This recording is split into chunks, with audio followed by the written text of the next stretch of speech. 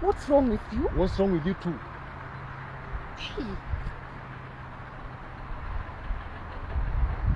Now see, I'm stopping her from moving, and I'm forgetting that by stopping her, I'm also stopping myself. And so both of us are stuck. This is how bitterness deals with people. When you refuse to forgive someone and you are bitter in your heart, you think you are punishing that person, not knowing that you're also punishing yourself in the process. Forgiving someone is not having mercy on someone. It's actually freeing yourself, setting yourself free.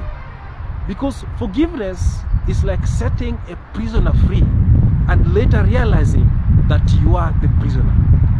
Forgive someone to release yourself.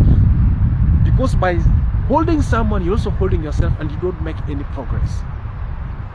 Forgive to release yourself.